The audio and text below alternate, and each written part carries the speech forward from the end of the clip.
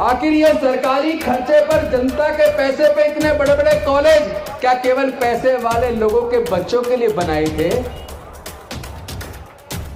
क्या हम डॉक्टर बाबा साहब अम्बेडकर की इतनी निकम्मा व नकारा औलाद है जो डॉक्टर बाबा साहब अम्बेडकर के सपने को पूरा न कर सके? हम लड़ेंगे अपनी बहन बेटियों की इज्जत के लिए, अपने आने वाले बच्चों के भविष्य के लिए, अपने समाज के मान सम्मान और स्वाभिमान के लिए हम लड़ेंगे। अगर बिल्ली को देखकर कबूतर आंख मीचले तो मुझे बताइए क्या कबूतर की जान बच जाएगी? लेकिन डॉक्टर बाबा साहब अम्बेडकर संविधान सभा के सामने अड़ गए और उन्होंने अपनी बुद्धि और विवेक से, अपनी काबिलियत से, अपने आर्गुमेंट से संविधान सभा को इस बात को मानने के लिए मजबूर कर दिया कि डॉक्टर बाबा साहब अम्बेडकर की वो दोनों चिंताएं सही साबित हुई। एक तरफ भारत में आजकल बहुत सारे लोग धर्म को देश से ऊपर मानने लगे हैं। अगर आप नहीं चाहते आपके बच्चे फिर से गुलाम हो जाए तो जाति छोड़ो समाज जोड़ो की परिकल्पना के साथ डॉक्टर बाबा साहब अम्बेडकर को जो सपना था भारत को बौद्ध में बनाने का, उसको साकार करो। अपने पूर्वजों की सांस्कृतिक विरासत में बुद्ध के दम में वापस आओ।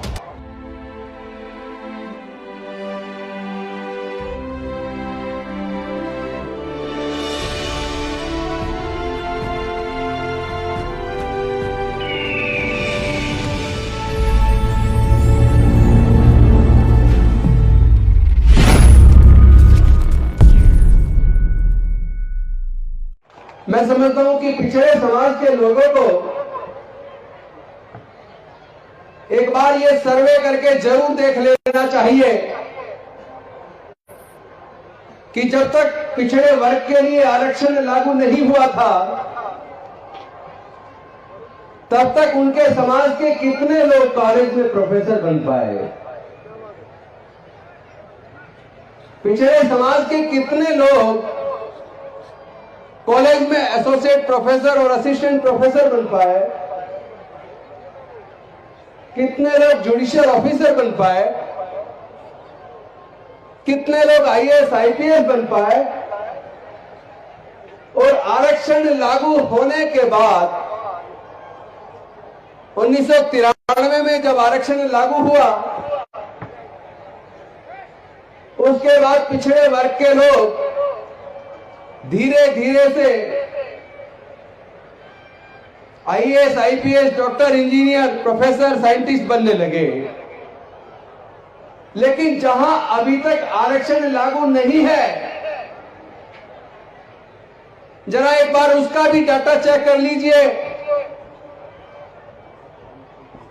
कि देश के सर्वोच्च न्यायालय में और देश के उच्च न्यायालयों में पिछड़े वर्ग के और दलित वर्ग के कितने लोग जज बन पाए? आपको अंतर समझ आ जाएगा। और साथ में एक चीज और समझने की जरूरत है। ये जो ईडब्ल्यूएस के नाम पर जनरल कैटेगरी के लिए आरक्षण लागू किया गया, इस आरक्षण की डिमांड किसी ने नहीं की थी। ईडब्ल्यूएस आरक्षण लागू करने के लिए कोई आंदोलन भी नहीं हुआ। ईडब्ल्यूएस आरक्षण लागू करने के लिए कोई सर्वे भी नहीं हुआ, कोई कमीशन भी नहीं बैठा। और 4 दिन के अंदर जनरल कैटेगरी के लिए ईडब्ल्यूएस आरक्षण लागू हो गया। एक दिन कैबिनेट में पास हुआ, अगले दिन लोकसभा में पास हुआ, राज्यसभा का सत्र खत्म हो रहा था, आखिरी दिन था, उसका एक दिन बढ़ाया गया और एक दिन के अंदर राज्यसभा में पास हुआ। और उससे अगले दिन राष्ट्रपति जी ने सिग्नेचर किए और उसी दिन नोटिफिकेशन हो गया। 4 दिन के अंदर जनरल कैटेगरी के लिए ईडब्ल्यूएस आरक्षण, जिसकी टोटल जनसंख्या 12% है, उसके लिए 10% आरक्षण लागू कर दिया। और एक तरफ पिछड़े वर्ग के लोग हैं जो हजारों साल तक संसाधनों से वंचित रहे, सम्मान से वंचित रहे, उनके आरक्षण की डिमांड वर्षों तक चली, हजारों प्रदर्शन हुए और कई कमीशन बैठे। 1951 में काका कालेलकर आयोग बना, उसकी रिपोर्ट आई, खत्ते में डाल दी। जब जनता गवर्नमेंट बनी तो प्रोफेसर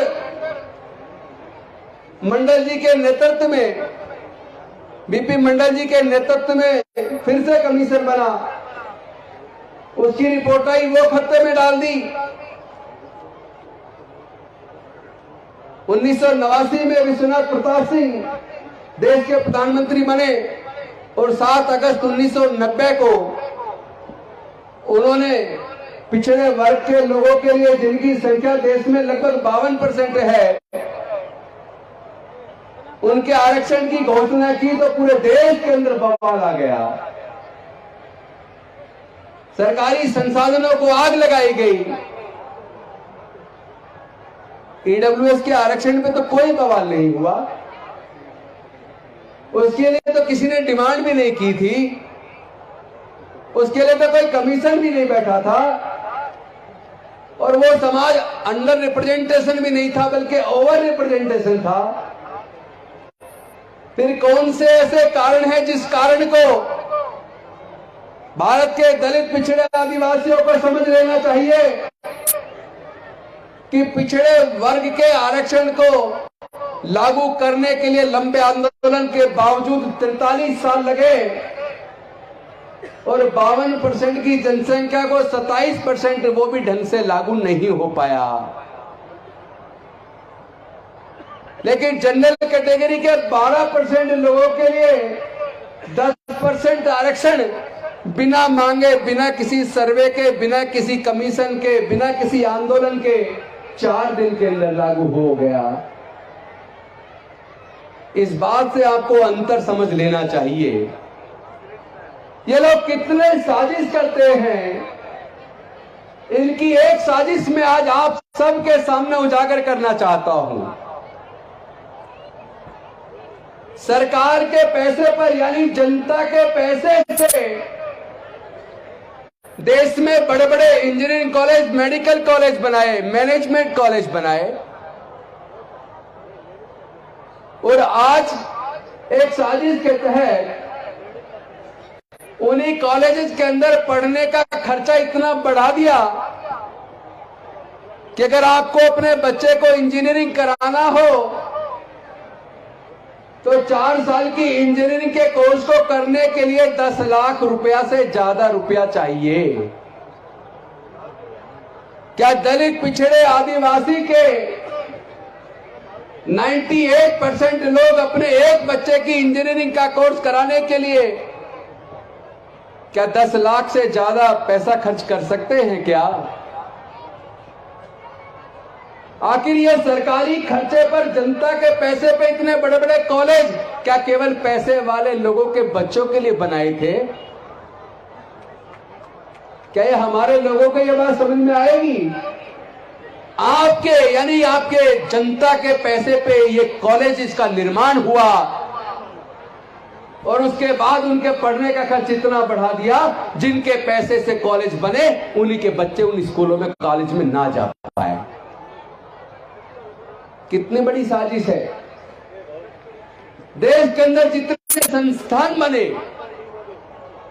चाहे ओएनजीसी हो, चाहे पेट्रोलियम कंपनियां हो, चाहे बैंक हो, चाहे इंश्योरेंस कंपनियां हो, चाहे टीडीसी के होटल हो, जनता के पैसे से उनका निर्माण हुआ और उसके बाद साजिश के तहत उन्हीं कंपनियों को घाटे में दिखाकर औने पौने दाम पर अपने मित्र, दोस्त, पूंजीपतियों के हाथों बेच दिया। देश को बेचने वाले राष्ट्रभक्ति का सर्टिफिकेट बांटते हैं। गाय को अगर कोई मार दे, चाहे साबित भी ना हो किसने मारी, केवल संदेह मात्र पे वो लोगों की हत्या कर देते हैं, लेकिन जब दलितों की हत्या होती है तो चुप्पी साध लेते हैं। मैं आप सबसे पूछना चाहता हूं, क्या आपको ऐसी सामाजिक व्यवस्था की कोई जरूरत है जो हमारी बहन बेटियों की इज्जत लूटकर उनकी हत्या करती हो? क्या आपको ऐसी सामाजिक व्यवस्था की जरूरत है जो मूंछ रखने पर हमारे युवाओं की हत्या कर देती हो? क्या आपको ऐसी सामाजिक व्यवस्था की जरूरत है जो घड़ा छू लेने पर हमारे बच्चों की हत्या कर देती हो? क्या आपको ऐसी सामाजिक व्यवस्था की जरूरत है जो मंदिर प्रवेश करने पर, मूर्ति छू लेने पर हमारे बच्चों की हत्या कर देती हो? क्या आपको, हमें सबको क्या ऐसी सामाजिक व्यवस्था में बने रहना चाहिए जो हमें गुलाम बनाए रखना चाहती हो? क्या ऐसी सामाजिक व्यवस्था में हमें बने रहना चाहिए जो रोज रोज हमारा अपमान करती हो? अगर ये अपमान हमारा हजारों साल से हो रहा है,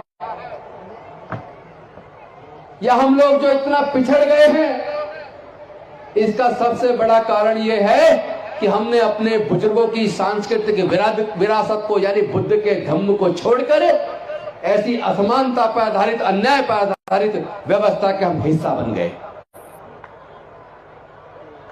आपको तो गर्व करना चाहिए था कि वो बुद्ध का धम्म जो भारत से गया और पूरे दुनिया ने उसको स्वीकार करके तरक्की कर ली, और आप सबने अपने बुजुर्गों के उस धम्म को, बुद्ध के धम्म को छोड़कर जाति के ऊपर आधारित, छुआछूत पर आधारित, वर्ण व्यवस्था के ऊपर आधारित सामाजिक व्यवस्था को अपना लिया।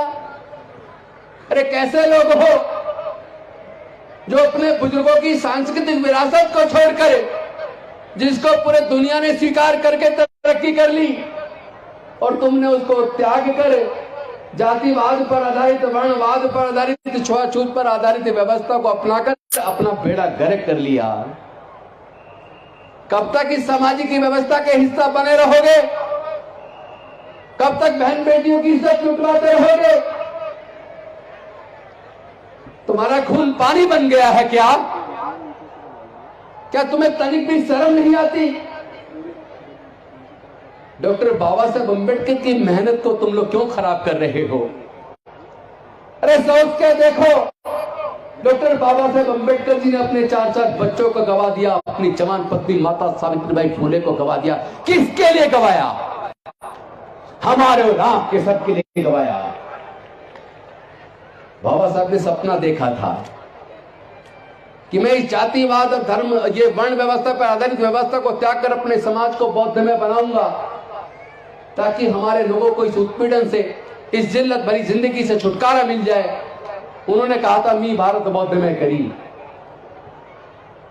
लेकिन दीक्षा लेने के 1 महीने 22 दिन बाद वो महापरिनिर्वाण को प्राप्त हो गए, और बाबा साहब का वो सपना, बौद्ध में भारत बनाने का सपना रह गया।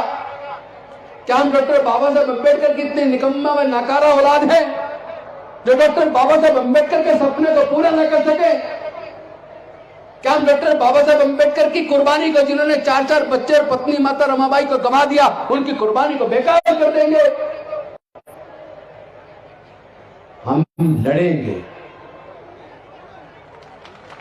हम लड़ेंगे अपनी बहन बेटियों की इज्जत के लिए, अपने आने वाले बच्चों के भविष्य के लिए, अपने समाज के मान सम्मान और स्वाभिमान के लिए हम लड़ेंगे। लेकिन इस लड़ाई में अगर कोई चीज बाधा है तो वो समाज के अंदर जो बिखराव है, जो जाति और वर्ण में हम लोग बटे हुए हैं। हम सब लोग कहते हैं कि जाति की वजह से हमारे साथ जातिगत उत्पीड़न होता है। अगर जाति की वजह से जातिगत उत्पीड़न होता है तो जब तक आप जातियों में बने रहोगे, क्या तब तक तुम्हें जातिगत उत्पीड़न से छुटकारा मिल जाएगा क्या? ईमानदारी से बताइए, क्या उत्पीड़न से छुटकारा मिल जाएगा क्या? आप लोग की चुप्पी सवाल पैदा करती है।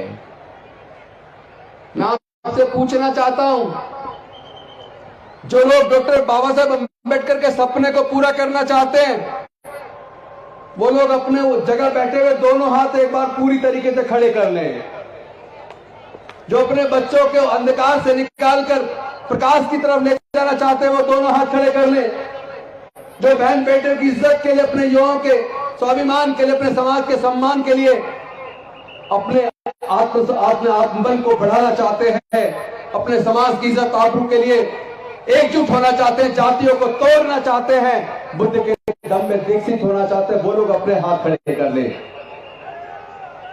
जय भीम, जय भीम, जय भीम। ये लड़ाई हमें लड़नी होगी और ये लड़ाई चुप रहने से नहीं होगी। ये खामोश मिजाजी तुम्हें जीने नहीं देगी। इस दौर में अगर जीना है तो कोहराम मचा दो। इस लड़ाई को लड़े बिना छुटकारा मिलने वाला नहीं है। अगर बिल्ली को देखकर कबूतर आंख मीचले तो मुझे बताइए, क्या कबूतर की जान बच जाएगी? कबूतर की जान नहीं बचेगी, उसको उड़ना होगा। तो जिस सामाजिक व्यवस्था में जात है, छुआछूत है, वर्ण है, बंटवारा है, अन्याय है, शोषण है, उत्पीड़न है, उस सामाजिक व्यवस्था में बने रहोगे तो कभी भी तुम्हें छुटकारा मिलने वाला नहीं है। उससे छुटकारा का तो एक ही रास्ता है, जाति तोड़ो, समाज जोड़ो। जाति छोड़ो, समाज जोड़ो। इन जातियों को छोड़ना होगा, जातियों को तोड़ना होगा और समाज को जोड़ना होगा। जब तक हम जातियों को नहीं तोड़ेंगे तब तक छुटकारा मिलने वाला नहीं है। हम लोग किन्वट के अंदर 12वीं जागतिक बौद्ध धम्म परिषद मना रहे। इस आयोजन के अवसर पे कम से कम एक बात का तो संकल्प कर लो कि अब हम लोग जातियों को हर कीमत पर तोड़ेंगे, आपस में रोटी बेटी का रिश्ता करेंगे। क्या आप लोग तैयार हैं? आप लोग तैयार हैं या नहीं है? तैयार हैं? तैयार नहीं होंगे तो गुलामी से कभी छुटकारा मिलने वाला नहीं है।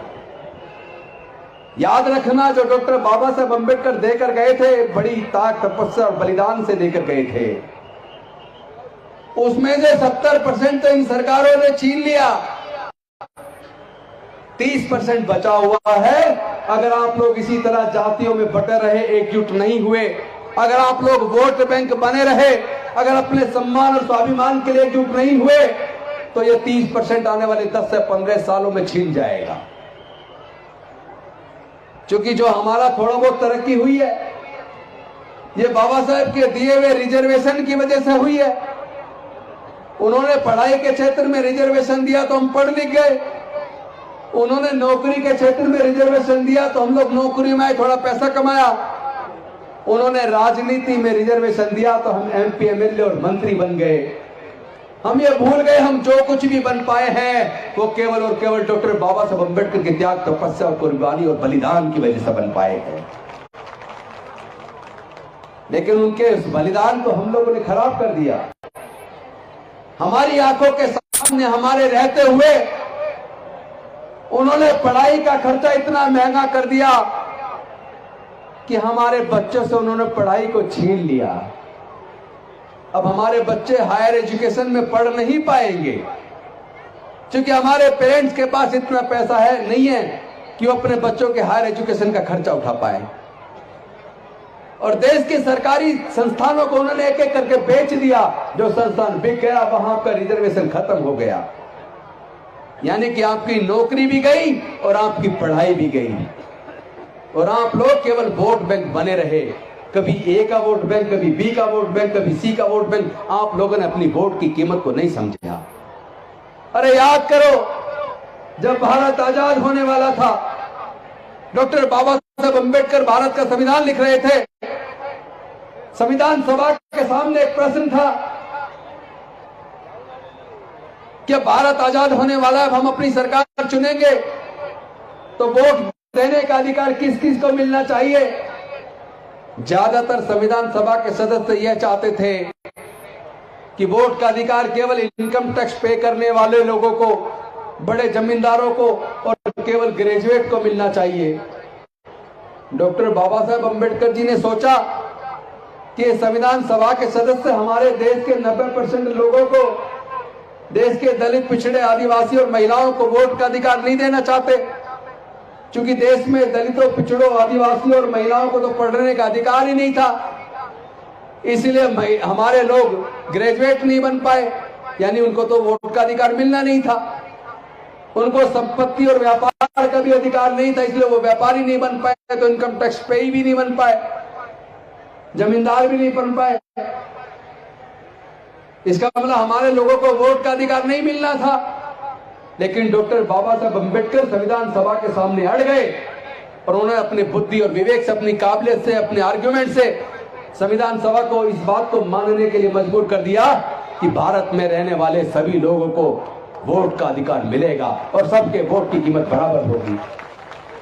लेकिन हम लोगों ने अपनी वोट की कीमत को समझा नहीं। शराब की बोतल में 1000-2000 रुपए में 10-5 किलो अनाज में अपने वोट को बेच दिया, और जिन लोगों ने, जिन पूंजीपतियों के पैसे से हमारी वोट को खरीदा, उन्हीं पूंजीपतियों के हाथों पूरे देश को और हमारे बच्चों के भविष्य को बेच दिया। लेकिन हमारी आंखें अभी भी नहीं खुल रही, हम अभी भी वोट बैंक बने हुए हैं।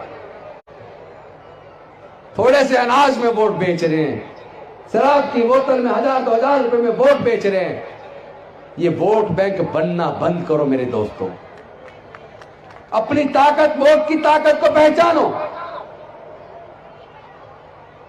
मान्यवर कांसीराम कहते थे, जिसकी जितनी संख्या भारी उसकी इतनी हिस्सेदारी। लेकिन एक बच्ची वहां वर्धा में बोल रही थी, आजकल तो जिसकी जितनी थैली भारी उसकी उतनी हिस्सेदारी। वो बच्ची सही कह रही थी। अब आप सोच लो, क्या केवल पैसे वाले लोगों के हाथ में सत्ता और संसाधन होना चाहिए? क्या केवल उन्हीं के बच्चों को अफसर बनना चाहिए? क्या आपके बच्चों को अफसर नहीं बनना चाहिए? बनना चाहिए कि नहीं बनना चाहिए? बनना चाहिए। कैसे बनेंगे? बनेंगे कैसे? उसके लिए जो हायर एजुकेशन चाहिए, उस हायर एजुकेशन के खर्चे को सरकारों ने एक साजिश के तहत इतना ज्यादा बढ़ा दिया कि आपके बच्चे अब हायर एजुकेशन ले ही नहीं पाएंगे। और जब वो हायर एजुकेशन ले ही नहीं पाएंगे तो फिर वो अफसर कहां से बनेंगे? आपके बच्चों का भविष्य अंधकार की तरफ जा रहा है। मुझे डॉक्टर बाबा साहब अंबेडकर जी का 25 नवंबर 1949 को जो संविधान सभा के सामने उन्होंने भाषण दिया था, उस भाषण में उन्होंने इस बात पे चिंता जताई थी कि भारत आजाद बने रहेगा फ्यूचर में या नहीं, हमारे लोगों की आजादी बची रहेगी या फिर से गुलाम तो नहीं हो जाएंगे। इस बात को लेकर उन्होंने दो चिंताएं जाहिर की। उन्होंने कहा, मेरी पहली चिंता तो यह है, जिस दिन भारत के लोग देश से ऊपर धर्म को मानने लगेंगे, उस दिन भारत अपनी आजादी खो देगा। और दूसरी चिंता यह थी उनकी, जिस दिन भारत के लोग किसी नेता के सामने इतने अंतबाध्य हो जाएंगे, इतने अंधे हो जाएंगे कि उस नेता के को इतना मुक्त कर देंगे, वो तानाशाह होकर उसी जनता के सारे हक अधिकार छीनकर देश को बेच दे, और तब भी वो चुप्पी साधे रहेंगे। उस दिन भारत फिर से गुलाम हो जाएगा, भारत के लोग फिर से अपनी आजादी खो देंगे। और आज वो स्थिति आ चुकी है। डॉक्टर बाबा साहब अंबेडकर की वो दोनों चिंताएं सही साबित हुई। एक तरफ भारत में आजकल बहुत सारे लोग धर्म को देश से ऊपर मानने लगे हैं, और एक नेता के प्रति इतने अंधभक्त हो गए कि उस नेता ने देश के सारे संसाधनों को बेच दिया, और लोग चुप हैं। यानी कि देश फिर से गुलामी की तरफ बढ़ चला है। अगर देश को फिर से गुलाम होने से बचाना चाहते हो, अगर आप नहीं चाहते आपके बच्चे फिर से गुलाम हो जाए, तो जाति छोड़ो समाज जोड़ो की परिकल्पना के साथ डॉक्टर बाबा साहब अम्बेडकर को जो सपना था भारत को बौद्ध में बनाने का, उसको साकार करो। अपने पूर्वजों की सांस्कृतिक विरासत में, बुद्ध के धम्म में वापस आओ और अपनी वोट की कीमत को पहचानो। ऐसे लोगों को सत्ता से बाहर का रास्ता दिखाओ जो लोग देश को बेच रहे हैं, जो आपके बच्चों के भविष्य को अंधकार में डाल रहे हैं, जो आपके हक अधिकार को छीन रहे हैं, जो आपके स्वाभिमान को कुचल रहे हैं, जो आए दिन जाति और धर्म के नाम पर उन्माद करने वाले लोगों को बढ़ावा देते हैं। और ऐसे नकली साधु संत जो रोज रोज लोगों की गर्दन काटने पर इनाम घोषित करते हैं, ऐसे लोगों को मुकदमा बनाकर जेल में डालने का काम नहीं करते। ऐसी सरकारों को सत्ता से बाहर फेंकने का समय आ गया है, क्योंकि संविधान के खिलाफ ये सरकारें काम कर रही हैं। अरे जो सरकारें लोगों के पढ़ाई का खर्चा ना उठा पाए, जो सरकारें लोगों को इलाज का खर्चा ना उठा पाए, ऐसी सरकारों को तो वैसे भी सत्ता में बने रहने का कोई हक नहीं है। ऐसी सरकारों को हम नेस्तनाबूद कर देंगे। अब समय आ गया है, अपनी ताकत को पहचानो, समाज को एकजुट करो और अन्याय के खिलाफ आवाज बुलंद करो। किसी के भी साथ अन्याय हो, जुर्म हो, उसकी जाति और धर्म मत देखना। कमजोर के साथ खड़े होने वाला ही मजबूत होता है।